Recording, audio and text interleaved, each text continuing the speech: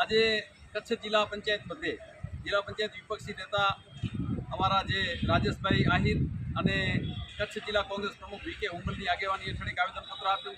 વિવિધ જે પ્રકારની સમસ્યાઓ છે, લોકશાહીને ખાસ તો લોકશાહી અને કાયદા અને બંધારણ વિરોધની જે પ્રવૃત્તિઓ કરી રહી છે ભારતીય જનતા પાર્ટી, આના વિરુદ્ધના આવેદનપત્ર હતા. એમાં એક ભચાઉ તાલુકાને લગતા ઘણા બધા વિવિધ મુદ્દાઓ તો હતા જ, પણ એક સામાજિક ન્યાય સમિતિની જે રચના કરવામાં આવી છે અને એની અંદર ચૂંટાયેલા અનુસૂચિત જાતિના સભ્યોને બાદબાકી કરી છે.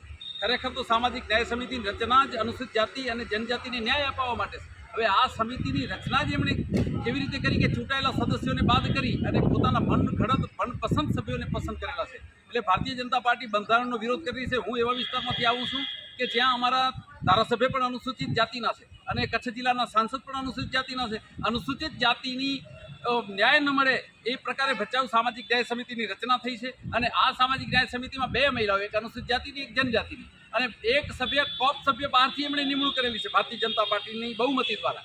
એટલે હું ચૂંટાયેલો સદસ્ય છું, શિકારપુર 18 તાલુકા પંચાયત સભ્ય અને ભચાઉ તાલુકામાં એમફિલ થયેલો વ્યક્તિ છું, ક્વોલિફાઈડ ભણેલો ગણેલો છું અને છેલ્લા 30 વર્ષથી અનુસૂચિત જાતિ જનજાતિને હક અને પછાત વર્ગોના અધિકારને લગતી બાબતે લડતો આવું છું. એટલે મને બાદ કરી અને ખરેખર તો એમણે મુન્દ્રામાં પણ આવું જ કર્યું છે. ભુજની અંદર તો અનુસૂચિત જનજાતિનું પ્રતિનિધિત્વ જ એમણે ખતમ કરી નાખ્યો છે.